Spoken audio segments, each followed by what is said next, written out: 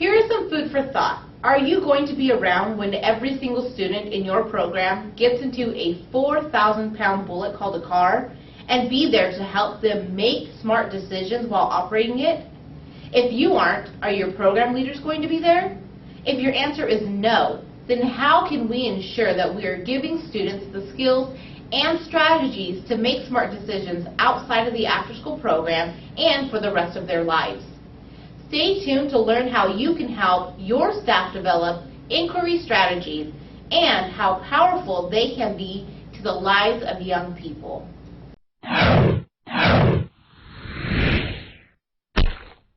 Welcome to another Consult for Kids 3-Minute Mini. This is Helping Staff Develop Inquiry Strategies with me, Audrey Glenn.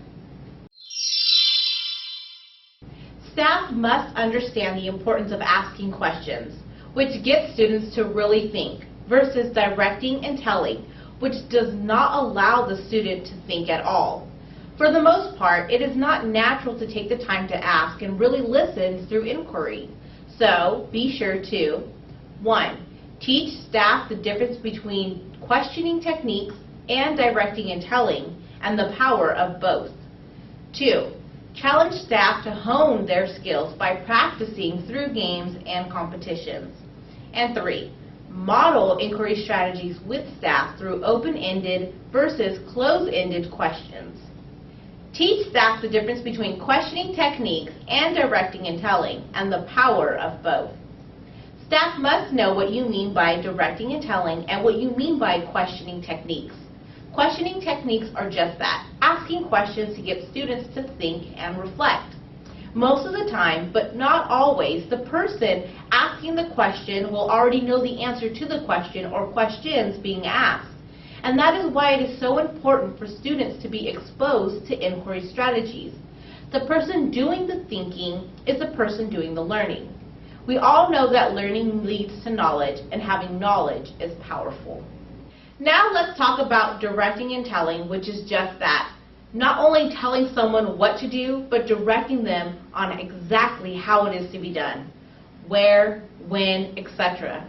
The person being directed and told what to do and how to do it doesn't have to think about anything. So there's no learning happening, and that is a huge disservice to students.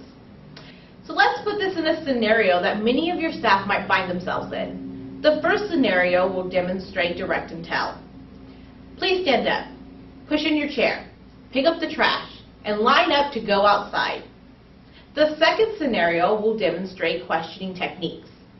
What are all the things that we need to do to get ready to go outside? Let the students tell you what needs to get done. Not only does this build ownership, but students are able to share what they know and understand about responsibility.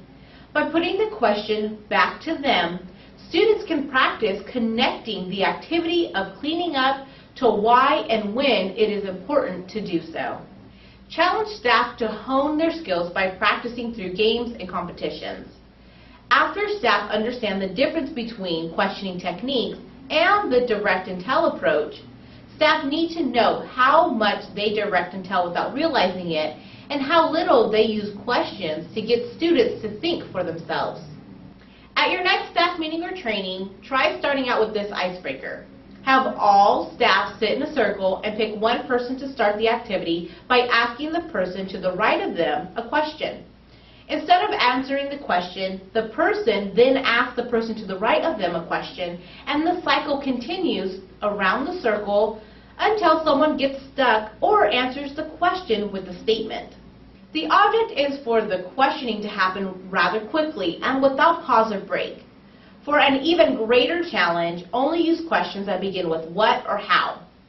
Add other elements to change up the activity, like timing how long it takes to get around the circle once, and then try to beat that time. Or track how many times you can get around the circle during a certain amount of time, then trying to beat that number.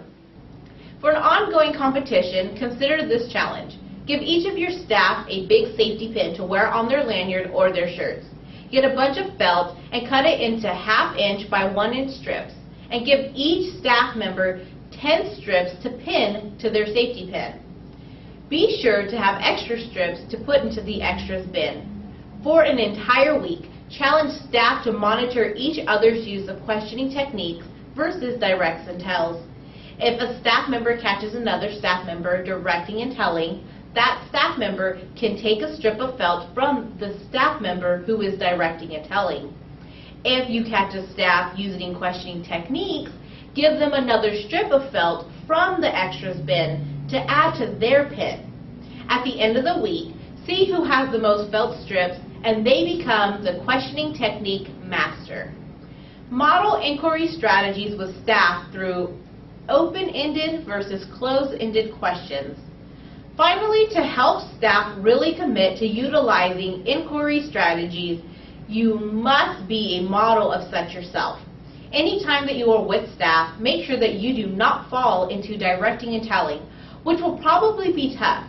Sometimes staff just want you to tell them what to do, but in the end, don't we want the same thing for staff as we do for kids?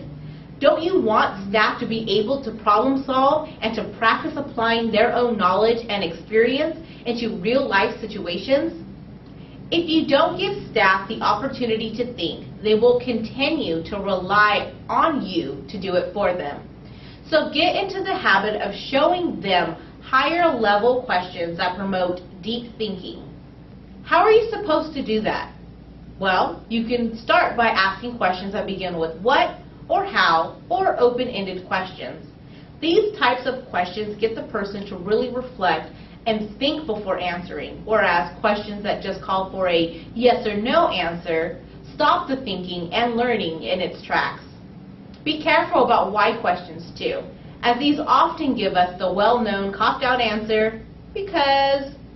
Let staff know that developing inquiry strategies takes a commitment, but in the end, it will not only help them help students, but it will help staff become deeper level thinkers themselves. In review, keep these things in mind to help staff develop inquiry strategies that really get students to think. 1. Teach staff the difference between questioning techniques and directing and telling, and the power of both. 2. Challenge staff to hone their skills by practicing through games and competitions. And 3.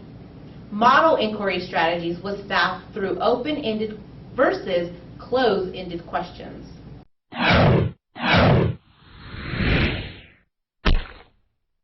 Thank you for watching another Consult for Kids 3-Minute Mini, Educational Services for After School. Are you receiving the C4K monthly newsletter? Make sure you are signed up to hear about the latest happenings going on with C4K, along with the powerful stories from the field, other news from across the state and nation about after school, and the monthly contests and deals. Sign up or update your contact information on the Sign In Register tab on our homepage at www.consultforkids.com.